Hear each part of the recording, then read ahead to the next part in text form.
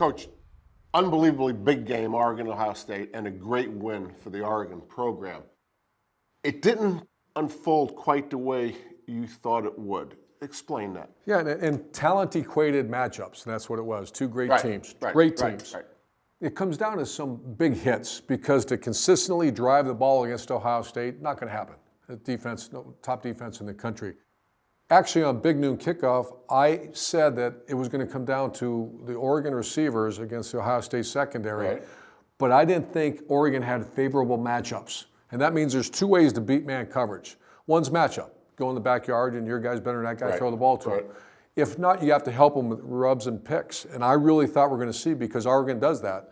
They do rubs and picks. You know what they did? They went after him downfield. And the Oregon receivers, a bold statement, might be the best group in the country right now as far as execution and making plays. Well, let's look at some of the explosive plays. All right, Jerry, one of the first big plays. I want to point out the scoreboard here. The two of us watched this live together. Right. Ohio State's up by 8 points, but you kind of felt that they were moving the ball, they took the crowd out of the game, and Oregon needed a game-changing play, and that's exactly what they got. And what did they do? They did exactly what I thought they wouldn't do. They went after him vertically downfield. So take a look at Evan Stewart up top, and against great corners at times you'll double cut. A double cut is called two moves. And in this particular look, it's a stutter and go. So focus on the receiver up top. He drives off the ball. What's he do? He drops his hips, makes it look like he's running a curl or an out cut, and our man, Dillon Gabriel, drops a freaking dime on him. Look at this pass.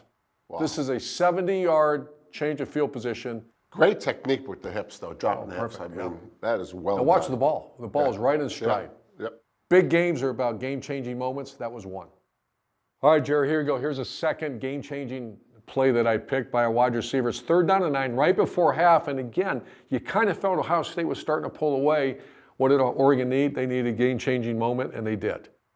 All right, it's 3rd down and 9, and receiver up top, Tez Johnson, one of the best players on the team. They have a little switch release, and instead of doing a double cut, they just go right over the top. So 3rd down and 9, you would expect Oregon to do what? Run crossing routes, like I said they probably would do, because they showed that on film. And Ohio State is playing zero hole. Right. So I want the viewer to watch this. They're only really rushing 2 defenders. And what are they doing? They're dropping people underneath. Why? Because of the crossing routes. Right. So Tez Johnson here, man, he's a hell of a player, and this is a great throw. I mean, Dillon Gabriel. This is by far his best game.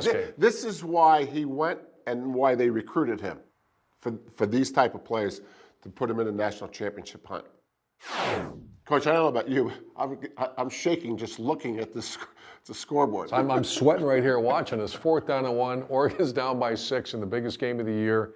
And I'll tell you what, the Oregon coaching staff dialed up a heck of a play, and there's a lot to unpack with this play. All right, 4th down and 1, and anytime it's 4th and 1, it's not a surprise. They're in man coverage. They're going to stop what? Stop the run. And so Oregon, the best thing to do in a 4th and 1 situation, if you have the courage to throw the ball, which is a pretty courageous call, is you want to try to do this. And what I mean by that, you're trying to blind the linebackers or the second-level players because they have run responsibility and they have pass coverage responsibility. If you do this, you take their eyes off your defender for a split second, and guys get open. So how do you do that? You do shifts and motions. So let's go back. What's a shift? A shift is when you start in a formation and shifting gets set. That's exactly what they're doing.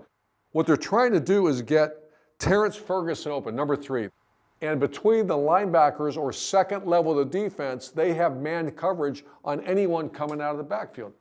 Perfect execution by Oregon on a 4th down and short. Wow. Let's take a look at the end zone copy. Watch the eyes and the stripes of their helmets, I used to say. When Oregon sends a player in motion, everyone's pointing at him. He's drawing attention. Remember that the objective was try to cloud the vision of the linebackers. That's exactly what happens here. They lose number 3 for a second. Extremely well executed, but this is really hard on the defense.